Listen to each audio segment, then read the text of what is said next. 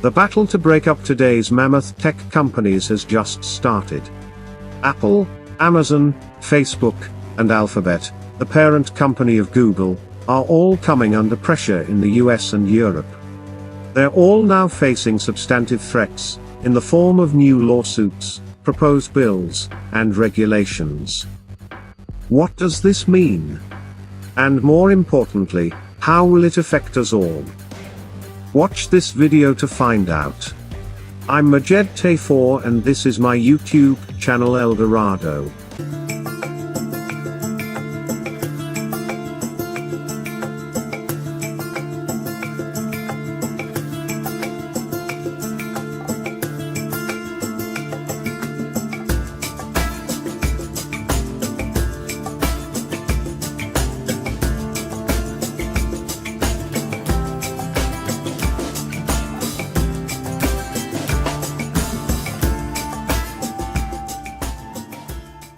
For Apple, Amazon, Facebook, and Google, COVID-19 was a blessing. Even though the pandemic sent the global economy into a deep recession, it created most of its profits. Those companies, often referred to as the Big Four of technology, not only survived, but they thrived, at the expense of the rest of us all. Collectively, they now have annual revenue of well over $1 trillion, and the value of their stocks has soared. Together they're worth $2.5 trillion more than they were 15 months ago. Facebook, the evilest of them all, was accused last fall of a monopoly over social networking. Soon after, Google was charged with a monopoly over the search market. Apple is also being investigated for anti-competitive activity. They remind us of monopolies last seen in the era of oil barons and railroad tycoons. The US government is now taking action against them all. Europe is also putting together regulations to limit their power. Apple, Amazon, Google, and Facebook have created a reputation of being the gatekeepers of the digital economy.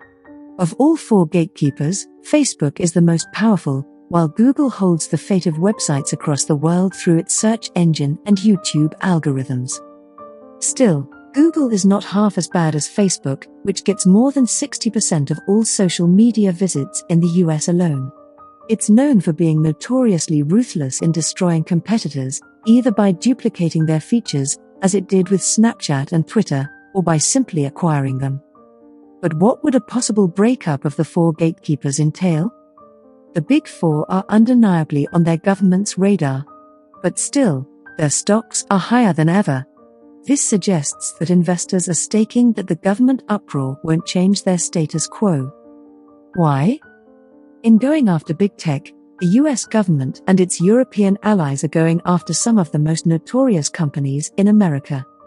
Regardless of the bad media they've been getting, recent surveys have shown that Amazon remains the most trusted company in the US. Google and Apple are not far behind as the most admired. Facebook is the exception of them all. It is viewed as pure evil. But even if governments and people don't like it, they still find it useful. So, what does the future hold for big tech? According to press reports, Amazon may have to comply with stricter regulations on Marketplace. Apple's monopoly on the App Store may end. Google may face stricter regulations on what it can do with data and how its search engine's ranking works. Those are not just trivial changes. They're transformative. And these companies will fight them with all they've got. Facebook might be a different case. It may be at risk of a breakup similar to Standard Oil and AT&T, with Instagram and WhatsApp becoming independent, said the New York Times on May 9th. What this means is that a change in the digital economy is going to happen soon. As a result, the power of the four gatekeepers would be diminished. What it could also mean is that data will be shared, algorithms will be transparent, and consumers will have more control over their privacy.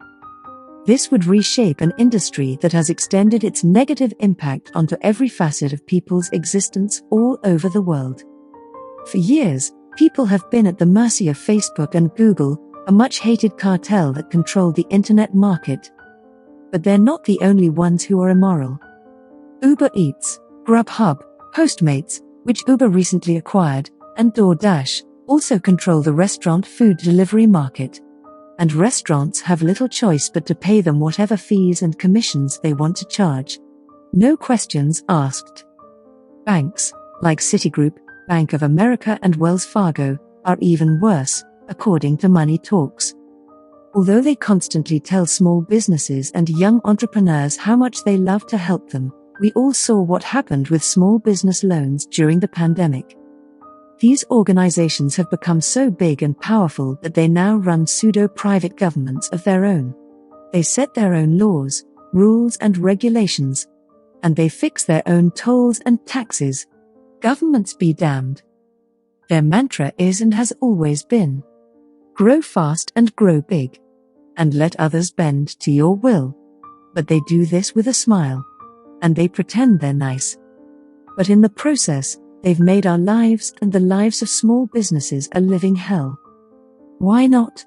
America has given them every right to do so. Despite America's professed love for small business, it didn't do much to help them when the pandemic killed off those who couldn't stay afloat during the shutdowns. And this didn't just happen in America, but also in Europe and in Australia. However, America remains the prime example. In America, the pathway is: you either become a monopoly or you get acquired by one, according to Vox's June 30th issue. This resulted in fewer new business startups. And the bigger players made it harder for smaller operations to stick around. An increasing number of industries, from airlines to hospitals, are controlled by a handful of players, while smaller companies can barely survive. And governments in America, Europe and Australia are not doing shit about it. The rise of private gatekeepers has created a major barrier for entrepreneurship and for small businesses to thrive.